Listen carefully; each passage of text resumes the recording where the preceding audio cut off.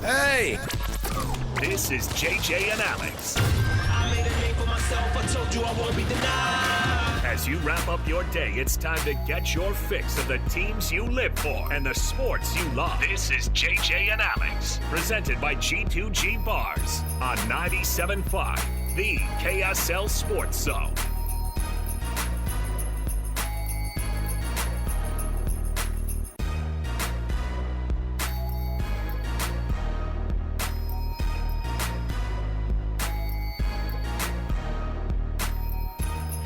All right, everybody, welcome on in. It's a Friday edition of JJ and Alex. Going into your Father's Day weekend, dads. Hey, round of applause for the dads out there, all right? We've all got them, and we've all, well, in this room at least, between you and I, we are them. Yeah. I gave Alex, our producer, Alex Annapolis, I gave some dating advice. Dating? Yeah, and I want to tell you, yeah, I'm looking out for him. Are you dating, Alex? Well, listen. Is this something you are willing to talk about? Well, no, I didn't want to get into that. You just put him on the spot. I'm not aware of that. This was unsolicited advice. It was unsolicited advice. So you didn't really need the advice. But tell me if it's not good. But hey, Alex, here's what I said to him. I said, hey, listen, Annapolis, don't do this. Don't be like this, okay? When it's time, you don't need to propose in public, ever. There's no proposing in public that is ever going to work out good. The payoff would be zero. Don't do it on a Jumbotron. Don't do it on a Jumbotron. Don't do it. And he goes, yeah, but people are going to film it. I said, for what, though? Who's going to watch it? Are your kids really going to watch it later and go, oh, gosh, Dad, what a romantic. No. Private. Do it in private, all right? I don't know what people want that. You know what I mean? I just watched a video today. I don't know what the Jumbotron stuff is, if it's fake or if it's all a skit now. I think it's all a skit now. You know what I mean? I hope so. Well planned out. And people saying no on the Jumbotron has become a thing, but that's fine. I just don't think even the yeses they don't seem that special. Who wants to see that? A bunch of strangers around you. When I was at BYU, people would come up on stage in the comedy group I was in, and they propose on stage. And I was like, that's some low... That's BYU. That's some low-level stuff there. Yeah, I'm like helping them. Yeah, I don't know why. Sporting events. And you know what? People who sign up to be with these guys forever, and then you go, you spend so much time on sports. He proposed to you at a sporting event. You know what the score was, literally, of how this is going to go. All right? So you knew the assignment. It's pre-Father's Day advice for our producer, but I'm just telling you. And we'll get to the dad advice later. And the dad advice is, you're not going to be any good at it. Is Alex close to doing something like that? Alex, you're not going to be any good at it. I'm not even close. Okay? Not even close. But that's the advice. Is that sound advice? You're not going to be any good at it. Great advice. So, yeah, don't propose to whoever your wife's going to be Don't at do an it in RSL public. game. No, at an RSL game. Don't do it. Football is live. And Especially during a losing streak. Especially during a losing streak. They lose again. That's the thing, is you'll remember that.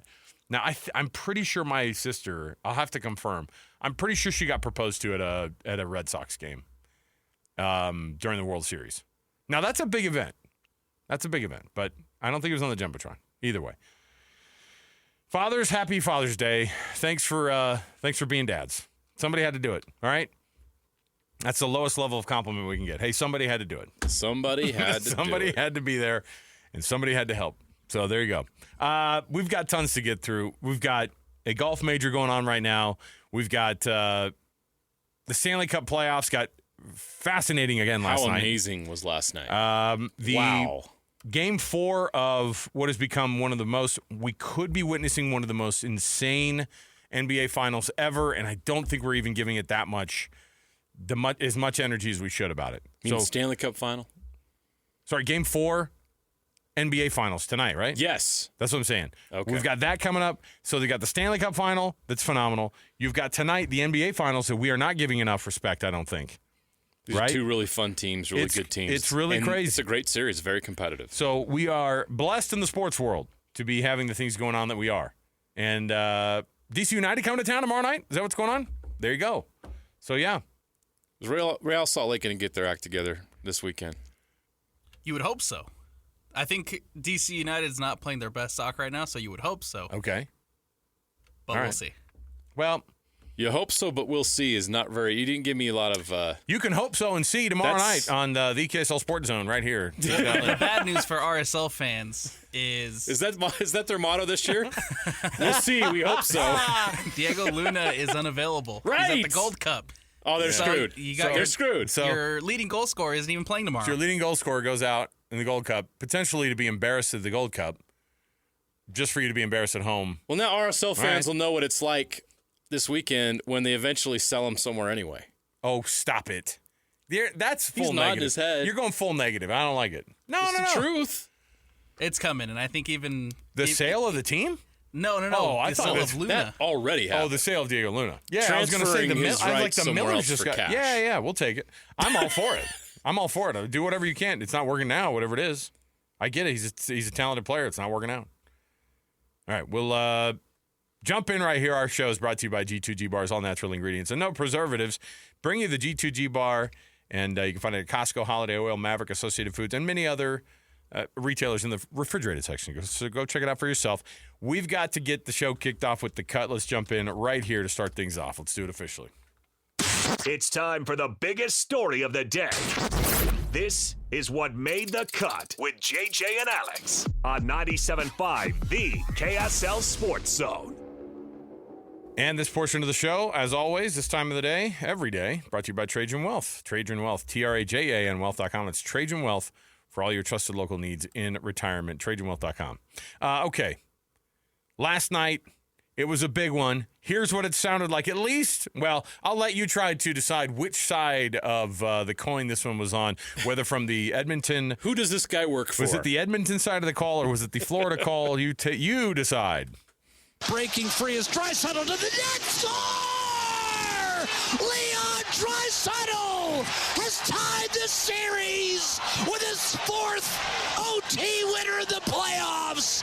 Final score, Edmonton 5, Florida 4 in overtime. Get that guy a gig with the WWE. You sound like a football player that had the wind knocked out of him. I pictured him in a cloak with like his eyes covered like that, and he was just eyes bursting. I don't know who made that call for the Edmonton side of things. Phenomenal. He's my new favorite hockey caller of play-by-play. Okay, so in overtime, like that is phenomenal. Sound like Mike Tyson punched him in the gut while he's trying to call a winning. Leon Draisaitl, fourth overtime goal of these playoffs, by the way. Fourth winner in the playoffs for Leon Draisaitl. They've gone to overtime 3 times.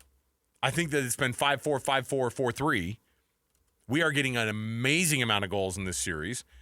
Not one game has been below 7 goals of this entire series. And I was looking too, and I'm not a betting man, but I saw that the over-under on the game tomorrow night, they set it again at 6.5 or 7.5 or something like that. And I thought, man, these are phenomenal goalies. Goalies haven't been this good in the NHL like ever. We've always had like 1 or 2 guys who are standing on their heads, right, during games. The backup goalie for Edmonton who was pulled after the first period, Skinner, is out. And if you start him, I don't know, maybe you do start him.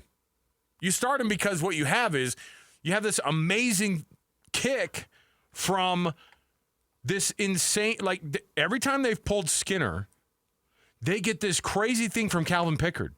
They get a guy who is playing out of his mind, and then you think to yourself, how do they do this? I guess the only way I guess the only comparison, JJ, to give is it's like a starter and a middle reliever or a starter and a closer. You know what I mean? The starter is a very specific role. The closer can be talented on an insane level. Think of the best ones that ever lived, right? Your Mariano Rivera's, Eric Gagne when we were growing up. Remember, like Lee he was Smith. Lee Smith, unbelievable. Yeah. These guys when they get in the games, like you just went, oh, they have an ERA below 1.25. I think that this isn't. They have an ERA below 1, and maybe that's what Calvin Pickard does. But he is giving an insane amount. Look, it was 3-0 at the end of the first period, and all I could think was, this one got away from Edmonton. And when I say this one, I mean this entire series. Because they could have walked away from that thing 3-1 last night, going back to Edmonton with, I guess, some hope, you know. You went to 7 games last year after being down 3-0, but being down 3-1, going back to Edmonton would have been to go 1-1-1. The last part of the series would have been terrible. It would have been a hard thing to ask.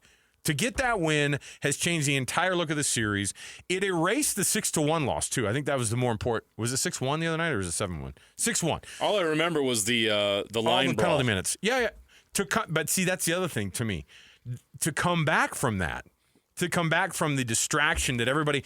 Florida is in your head. You're in their building. You're on their turf, and they owned you, and they chose the way to attack you, and you fell for it. You fell for all of it. You took the bait, and you guys got rattled out of your minds. The reality is that last night Edmonton saved this entire season, and they gave themselves a shot at the Stanley Cup because it goes back to Edmonton 2-2. They could steal that win back at home before they go back to Florida again. They know they can win in Florida because they've done it. They know that Florida can win at their place because they did it too. So I love the back and forth. I love how close this has gotten, and I love that this is not the. At this point last year, it was a 3-1 series, right? And they just well, it was 3-0, but then they was in Game 4 they got the one win, and then they got a little bit of hope, right? And then. We just were waiting for this thing to get wrapped up, and luckily it went to 7 games. But this is the way you'd like to see it go to 7 games instead. So, to me, this is as fun of a series as we've seen. I don't have a dog in this fight, but I do love the fight of these teams. Like, both teams are brutal. I love Matthew Tkachuk, dude. Like, that guy is just a baller. I love Sam Bennett. Sam Bennett, these guys might be the toughest people on planet Earth.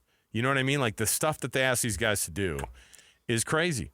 So Skinner gets pulled for the second game in a row. Do you start him? No. You just I'm go going straight with to Pickard Pickard the rest of the way. Go straight to Pickard? No, they made a decision. It was the right decision after the first period. They're down 3-0. You make a decision there. How do you get your other guy back? Yeah. How do you get Skinner? You got to go Pickard the rest of the way. Well, the thing that was mentioned, too, during the broadcast was they were like, hey. Let's use our own hockey example. The Mammoth, before that, the Utah Hockey Club, made a goalie switch this season. Yep. And they had to ride it out once they made the decision. Yeah. The other guy was playing better, and then obviously, you can't.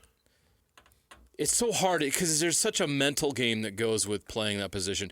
And it's same with soccer. A goaltender in soccer, the second you tell them, I don't believe in you, they're done. Yeah. Because the team won't believe in them, they won't believe in themselves. But see, that's what I was going to say. There's so much mental. It's not like throwing a defenseman out there. All right, go back out there, give us some effort. Did you say No, it's a mental thing. Go back out there. Well, sorry, the Canadian came out of me. Go back out there and go give it your best shot. So, but that one thing they brought up during the broadcast was though, is that part of the reason that the Calvin Pickard thing has worked is that the team also rallies as soon as he comes in, not because of him necessarily, because they're like, it's a wake-up call that their guy just got pulled. Then you ride the wake-up call, right? You got to ride it because that second period may have been one of the most important moments in the history of that franchise since the 80s because this gives them a chance to win the Cup. Because if they don't make that change and they don't find a spark, they're toast. You don't win that game, you're toast. And you're down 3-0 in the first period, especially after whatever that debacle was in Game 3. You got clowned in Game 3, and then you didn't show up in the first period of Game 4. You're down 3-0. You've got to do something. And they did. They pulled their goalie, and Pickard was awesome, minus the last 20 seconds of regulation. Gave up that last one, gave too much space. Puck got behind him. They were able to tie it and send it to overtime. His teammates bailed him out on that one. But he was awesome. And the team rallied. And now it feels like the Oilers stole momentum in this series. There's these series that go one way or the other, or, there's these tipping points in a series, whether it's in MLB, NHL, NBA, any 7-game series can have a tipping point. And it felt like the second period last night was a tipping point in the series. You mentioned it. The Oilers now go home. They get 2 of 3 at home to finish this series. It's a 3-game series now, if you look at it that way. And the Oilers have to have all the confidence in the world now when just 3 days ago, they felt like they were clowns. Like, they had to be watching the film of that game and like, who are we? Yeah, they fell for it. And you have the two best players on the planet. I'm serious. Draisaitl and McDavid are the two best hockey players in the world. I know the Panthers I think the Panthers are the best team. I think the Oilers have the two best players. So which one wins out in this 7-game series? Because sometimes talent weighs out over the team. You can go out through history. I mean, you go back to the Pistons beating the Lakers, remember 20 years ago? That was the team being better than the talent because the talent couldn't get their act together. Well, the talent's gonna win out here unless something else happens. Now, you wouldn't make this decision if you're the team. You certainly wouldn't make the decision public. But the Oilers said they're not gonna name a starter yet. They don't feel like naming a starter yet. I get that. I get it. But if you don't see Calvin Pickard in net start Game 5, it's a tough decision to make as a team because those guys in the locker room know. Even Calvin Pickard was asked about it. He goes, Skinner he's phenomenal, and he made awesome. They go straight to, our guys played like garbage and didn't give him a good shot. The coach even said it. Our guys did not help him out, and he got into a bad spot. And then we had to make a decision to change it up. It was less about like, I'm taking you out because you suck, kid. It's more like, we were in a weird spot as a team. We did not give you good chances. The entire team wakes up when a goalie change like that happens, and so that's the idea. And so that's why I'm wondering if you absolutely kill the confidence of Skinner, who's been your bona fide starter all year, or if you bring in Pickard because he's hot right now. You have You've been pulled the last two. You have an entire offseason to build somebody back up. You have 3 games to win a cup and be the first Canadian team to win a cup since 1993. You are 3 games away, or maybe just 2. You only need 2 more wins, right? And you got 2 games at home. Like, this is it. This is the opportunity, and these opportunities are rare. Yeah. You know, just because you made it to back-to-back cups doesn't mean you're going to get another chance next year. You see how competitive the West is. Okay, I just texted my most knowledgeable hockey friend, and I was like, what do you do? What's his take? Have to ride Pickard. Thank you. So, I agree. I mean, it's an interesting thing because it's a weird spot to be in. I would love for there to be some redemption. Maybe there's the flip side of this, right? Pickard starts to struggle. Skinner comes in. I just hate the mental breakdown that some of these goalies have seen recently. It's sports, man. It's crazy. They all sign up for this. It's sports. Connor Hellebuck just won the 2 trophies in a row, right? The Hart and the whatever the goalie trophy was. Vezina. The Vezina Award. He gets both, right? And he had an awful series to end his year. He had an awful series for the Jets were supposed to walk through to the Western Conference Finals, or they were supposed to walk through and be the rep, you know, for the West, and they just didn't have it. They did not have it, man. And so I don't know. You have tough nights, and I just wonder Skinner's 26 years old. He's from Edmonton. He'll be fine. You've got to go with your vet here and just finish it off. I love he'll be fine. Yeah, you're gonna be fine, kid. You're gonna be There's fine. Too much at stake. Hey, you're 26. You're from Edmonton. You'll be fine.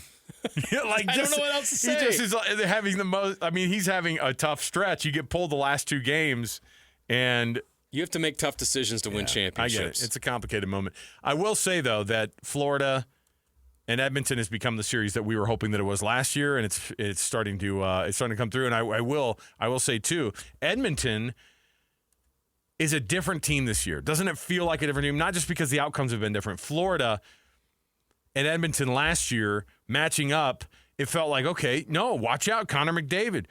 He's the best player in hockey. He's going to take this thing over.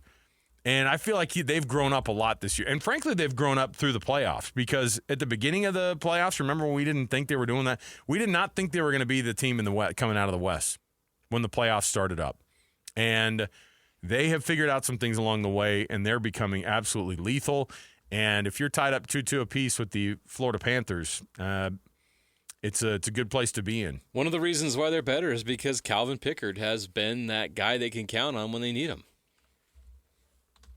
It's crazy. Got to ride him out. All right.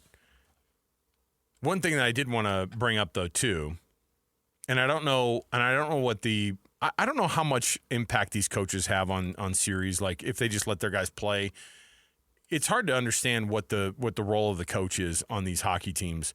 it's such an insane amount of it's breakneck speed. These line changes are insane. And to try to go back and forth and to figure out who your guys are going to be from game to game.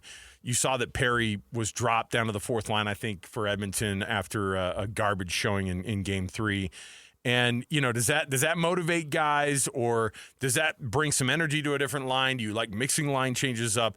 It's fascinating to see the actual X's and O's of hockey right now. So I don't know. I don't know.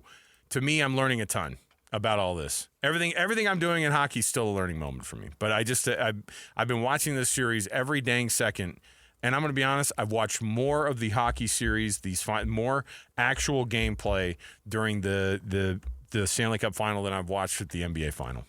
And it's a phenomenal NBA final. But I don't know if that's because of the attitude shift that we've had here locally. It just is more interesting. Playoff hockey is kind of unbeatable.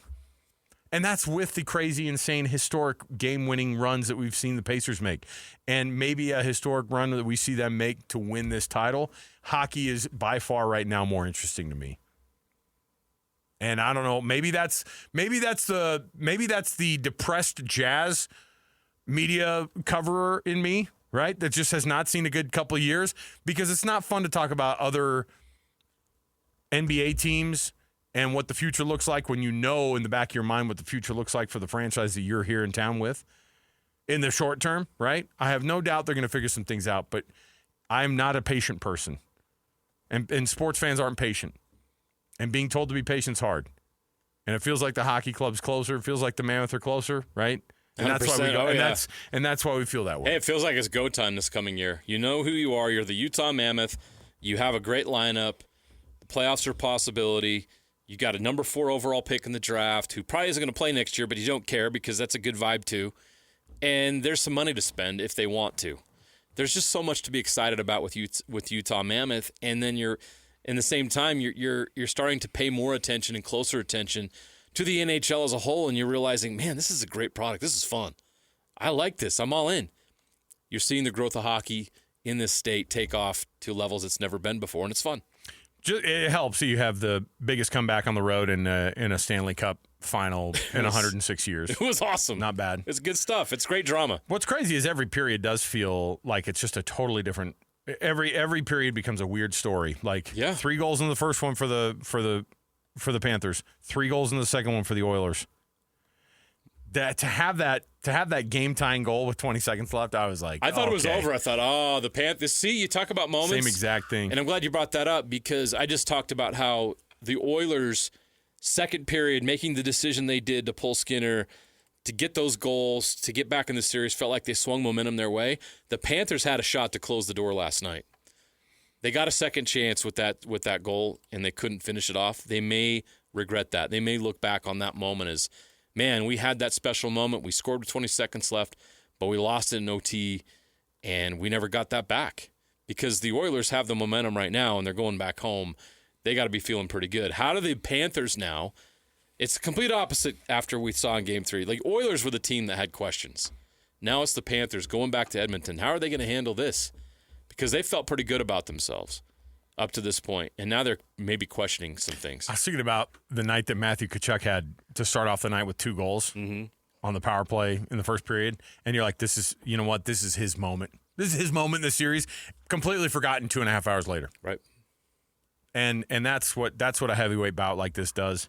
Because if you knock somebody out, now it's all about Leon Draisaitl. It doesn't matter. It is. It's exactly right. It's become that. It's become the goaltending talk with Edmonton.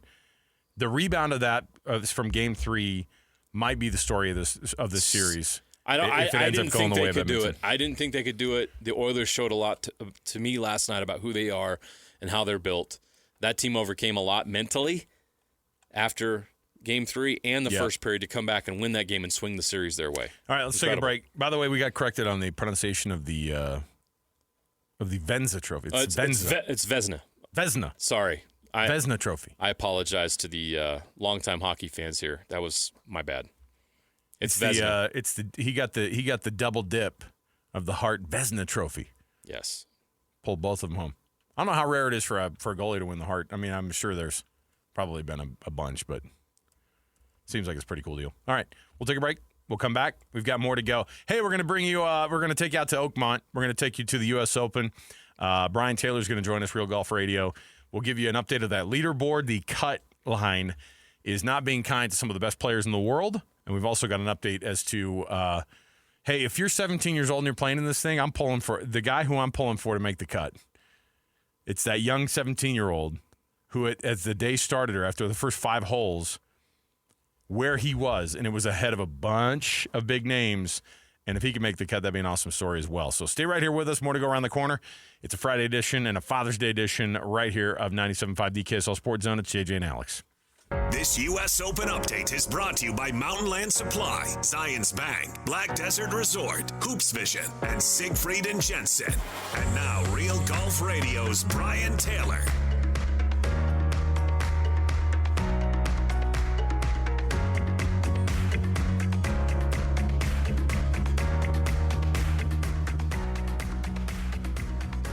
Welcome back, everybody. JJ and Alex, 97.5, the KSL Sports Zone. Thanks for being with us on a Father's Day edition, a Father's Day weekend edition of JJ and Alex right here on 97.5, the KSL Sports Zone.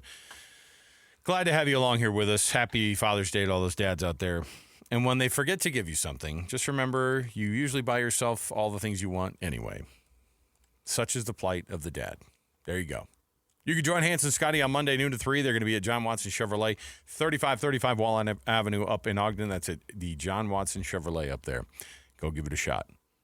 Brian Taylor, BT, joining us, Real Golf Radio. Of course, tomorrow you're going to get the biggest insider info you can get from the guys from Real Golf Radio. BT and Bob Casper do a phenomenal job, and they're, of course, every step of the way with us on this one at Oakmont in Pennsylvania. BT, man, it's starting to look like a U.S. Open now. The cut line is looking like it's moving toward that +6.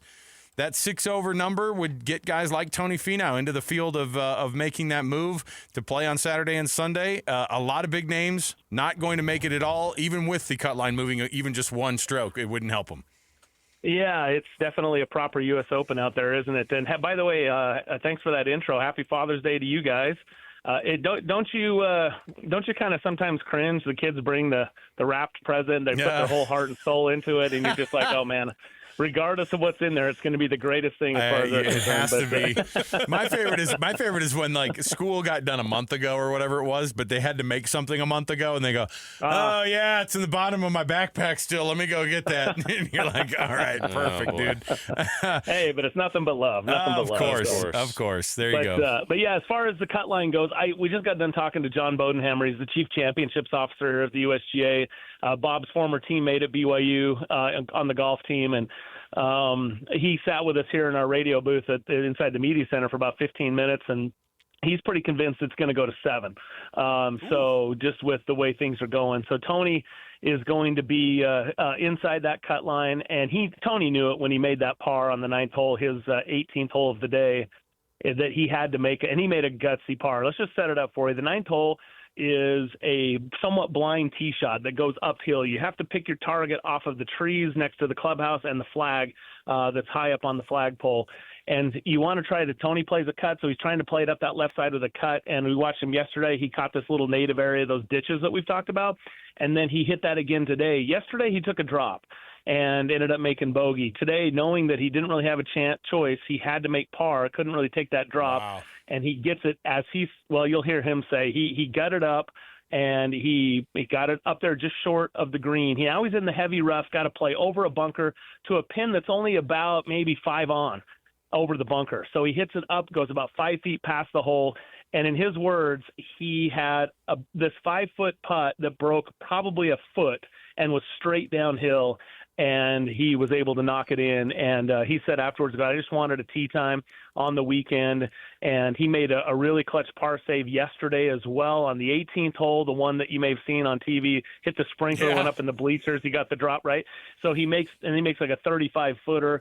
And he just said at that point, I just needed a chance. And he says, so this was the chance that I got, and I was able to get a shot on the weekend. And you just never know. Johnny Miller was 6 shots back with just 18 holes to play. So, this thing is going to get tough, and a couple good rounds, Tony could be right in the mix of this thing. But that's the kind of thing everything the U.S. Open brings out. Even though he shot even par today, but he's 6 over. Normally guys would be upset, and he felt like he'd really done something today and was real proud of his effort. He's one of the big names that survives. Not everybody did. Ludwig Oberg, Rory McIlroy lead a group of a lot of great golfers who are not going to get a play this weekend. Are you surprised by how many big names didn't make the cut? Yeah, so Rory's still got a few holes to play. So sorry, you're right. He's still on the course. So's Oberg, but I guess they're at 8. He's at 8. What's Oberg at? Right? He's at 8 as well. He's at 8 as well. Yeah. Okay. Yeah. So I got a little ahead of myself, but you get my point. Is like there's big names here that are not in good position. Well, I mean, Shane Lowry's not coming back from this, and he was one of the guys that he was the 54-hole leader back here in 2016, and he was a player that I really thought might be contend. Justin Thomas, obviously, he had a tough week. Sepp Straka was a guy that a lot of us talked about. He's at 11 and down the road. So Zach Blair's fighting. He's at not with a big name, but locally he's at 10 over with a couple to play, and probably not going to get in. So yeah, you're right. It's unfortunate. Preston Summerhays, again, for those that are local that want to know, he shot a 78-80 and won't be playing the weekend, but pretty cool to play a major as his first professional major out here. So wishing him all the best, and I'm sure great experiences he'll take with him. But guys are hanging around. Brooks Koepka shot 74 today, but +2 feels almost, it doesn't feel that far away. And, Xander's +3 and battling out there. So Rahm got in the house at +4, Morikawa same. So it's Scotty the same. Like, there's a lot of players that this one feels like a race to par, might just be the winning number by the end of the weekend. Yeah, J.J. Spaun yesterday, and then Sam Burns today. You had a 66 from Spaun, then you had a 65 that I doubt anybody's going to get anywhere near the rest of the afternoon, obviously. But that is, those types of numbers are ones that don't just get you to the weekend. They immediately put you in a spot where if you can just string together some holes, a guy like Sam Burns or a guy like J.J. Spaun, Thomas Dietrich we talked about yesterday because he was kind of moving up a little bit higher, and we went, oh, okay, that's a guy who, his name pops up here and there, but he hasn't had the most phenomenal year, but he's in third place. You don't get the huge names out there we've been used to seeing over these, a lot of these tournaments, especially the majors this year. But it's going to be somebody's first major, it feels like, this time around. Well, it could be. It's hard to say. Bob and I were just having this discussion, and it's like, what do you go with here? Do you go with current form?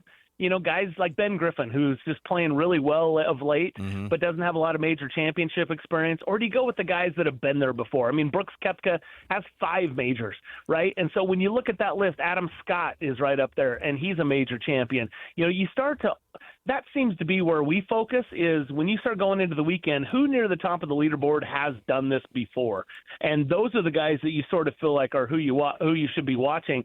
But then, it feels like that anymore, these guys aren't afraid of the moment. When Tiger came out, Curtis Strange laughed at him when he said he just wanted to come out and win. And he's like, "Oh, you'll learn. It takes a while to ramp up." And Tiger said, "No." Basically, Tiger could turn around and say, "No, you'll learn." And I think that's where these guys are. They come out now and they're just fearless. It's like, "Hey, I got my opportunity. Let's go do it." But there's a lot of golf to be played, and if somebody comes out and wins their first major, you know what? It's going to be awesome, and they'll have won it at the toughest golf course in the world, possibly, and they'll have the U.S. Open, our national championship. So, yeah, it's going to be fun to watch.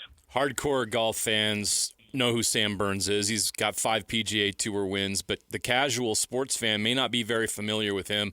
He's in the lead right now, tied with J.J. Spaun, 65 today. What can you tell us about Sam Burns, and how serious of a threat do you think he is to win this thing? I think he's a real threat right now. This is a guy that was on, I can't remember if he was on both Ryder and President's Cup team. I think he was. He's known as one of the great putters in the game, and he's just kind of struggled. In fact, his putter hasn't really been awesome the last little bit, but things seem to be back on track. Obviously, he was in a playoff last week at the Canadian Open and 3-putted on the 4th extra playoff hole and ended up losing the tournament. But he's one of the top American players, to be honest with you. Has not had his best stuff as of late, but that things can happen. Brooks Koepka talked about how he just found something to click a week ago. And we haven't seen the sort of old Brooks Koepka for the last year or so. And all of a sudden he says something clicked last week, and here he goes, boom. And he's right there in the mix. And so things can happen day to day. There's no question about it. But a guy like Sam Burns, as good of a putter as he is on what this kind of test requires, man, he might be tough to beat. John Bodenhammer said the same thing. That guy might be tough to beat this weekend. So, yeah, good player. Definitely someone that's not afraid of the moment. And of the ones up there, probably has the best resume. Maybe Victor Hovland, if you look at the guys that haven't won majors. I do love looking, or I do, at the expense of these pro golfers when guys like Jordan Spieth, who took a hack at his ball that went about 1.5 yards from that deep rough. And then everybody goes, oh my gosh, like, can you believe it? And then you go, oh no, that's like, I have 3 of those around. No problem. I do like the idea that these guys they make it so hard on everybody for them to have to figure these things out.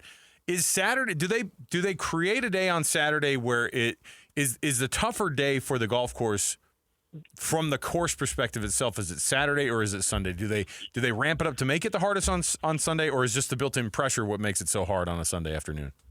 Yeah, I think historically there tends to be a ramp-up day each day, right? But again, Mother Nature may have something to say about it. We just dodged some storms this afternoon. They've had the dangerous weather as possible warnings up on the leaderboards for the last several hours, and we only have had just a few sprinkles. Nothing, no electricity or anything like that was potential. So, and no major rain. So that could still happen overnight or into tomorrow. Guys like John Bodenhammer, who is responsible for the setup and all that, they have to make decisions based on that.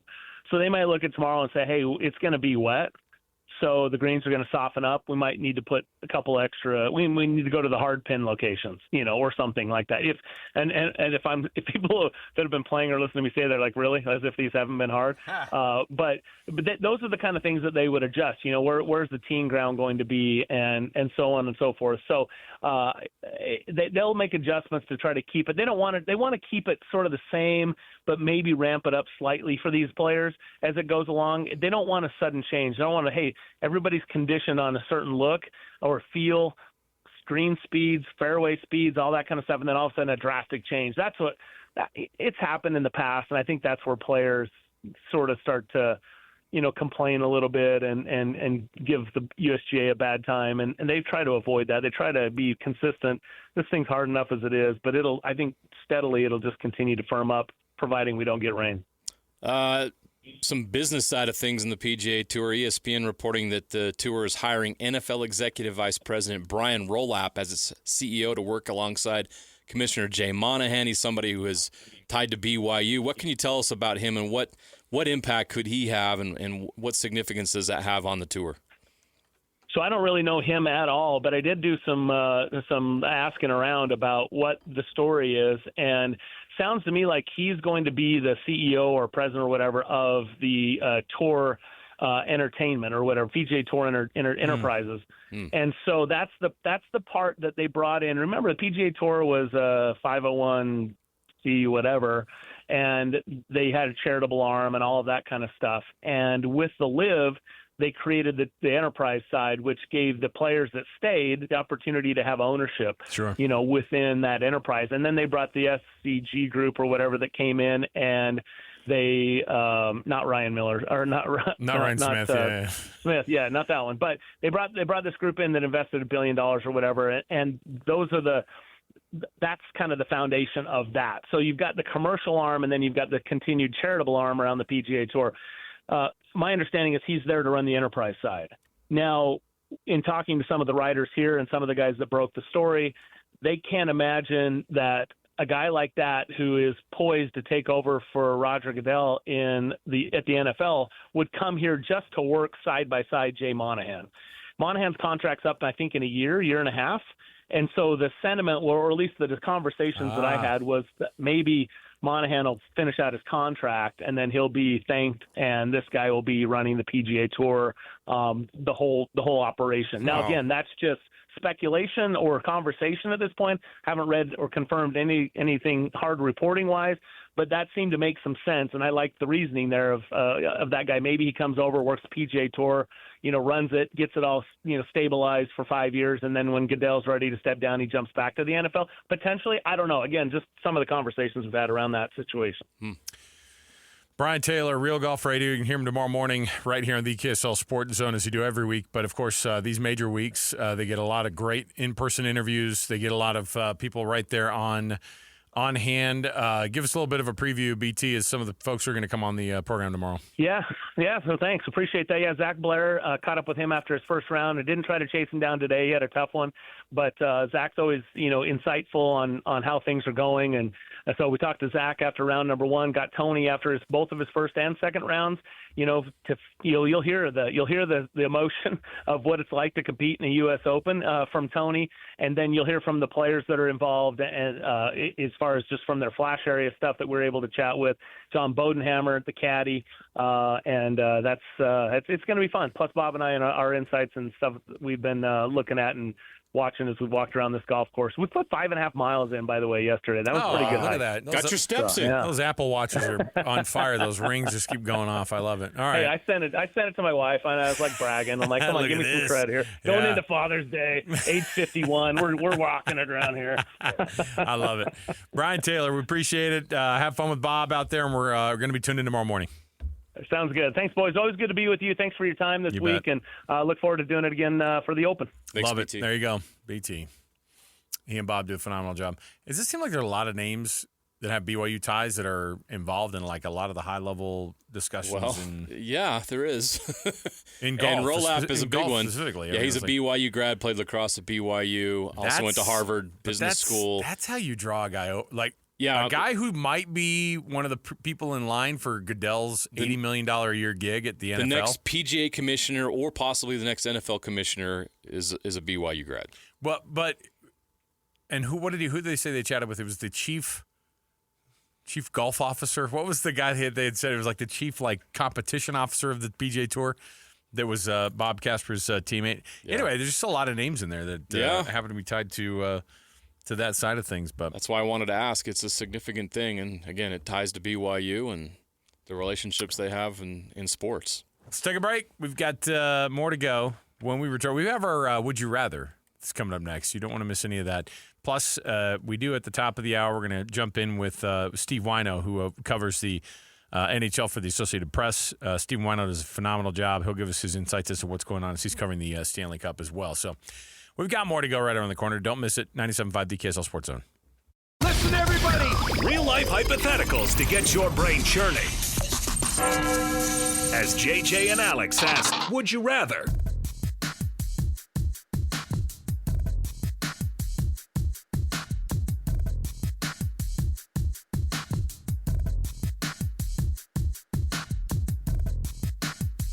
All right, welcome back. JJ and Alex, 97.5, the KSL Sports Zone. Alex, Kirry, Jeremiah Jensen. It's a Father's Day Friday edition of the program. Thanks for being with us on the show. Our Would You Rather Father's Day edition coming up right now. Every Wednesday, though, want to remind you, is a Win Ticket Wednesday right here on the station. You know what you get? Stuff. And this next week is going to be a Win Ticket Wednesday where you are going to be able to win tickets to the Monster Jam World Finals. Have I mentioned that Monster Jam, this is the first time they're doing the World Finals here in Salt Lake City? Draisaitl Stadium. Boom. It's going to be Gravedigger. It's going to be Sparkle Unicorn. Have you seen that one? What? Oh yeah, there's a monster truck that's a Sparkle Unicorn. Truck? Oh yeah. So every little girl's dream has come true? But that's the juxtaposition, right? It's a beastly thing. Megalodon will be there. I'm sad that I know these names. No, I'm not actually. You know what? No, I'm not. Because I don't know if you've noticed this, but monster trucks are actually more insanely I don't know. This is a weird thing to say. The talent level now, the athleticism that these that these drivers have now, it's phenomenal. No, it is cool. Monster Mutt. If you've never been to Monster Jam, Gravedigger. You got to check it out. It's at Draisaitl Stadium. We're going to give tickets away to that. Bone Shaker. It's the same. It's the whole weekend of the 4th and 5th It's gonna be fun. of July, and so it's an awesome thing to really do is great. on Independence Day weekend. So you can win those tickets next week. Let me see here. JJ, I've got a fun Father's Day edition of Would You Rather. I've got a list of phenomenal father-son combos in sports. Cool. You have to give me the best ones. You have to give me the ones that you The one I think is would the take best. some of the other, right? All right. Started off strong with a basketball name and a combo that you wouldn't want to take on in their primes, but Rick and Brent Berry. Ooh, that's a Or- good one. Rick and Brent Berry, or Calvin Hill and Grant Hill. Oh man, So Calvin Hill, if you'll remember, was really good. he was a running back for the Cowboys. That's Grant Hill's dad. Calvin Yes. Hill, the running back for the Cowboys back in the Tom Landry era. That might be the best range you have right there. Running back for the Cowboys back in the mid 70s. One of the best basketball players of our generation, Grant Hill. I'm gonna go Rick Barry, the Hall of Famer and NBA champion, and his son, the slam dunk champion. Oh, you're gonna go slam dunk version. I want winners. Look, I know Grant Hill won a national title at Duke. I'm going to overlook that because Duke sucks. My goodness. Okay. So this is a controversial one. So the Berry brothers. No, this isn't a controversial one yet. The Berry son and dad and son, or Ken Norton Sr. and Ken Norton Jr. Oh, I mean, that's a good. I'm not that's- getting in a fight with the Nortons. I'm going to go with the Nortons on that one. Ken Norton Sr. was the heavyweight champ of Yes. the entire freaking world. Okay. Ken Norton Jr.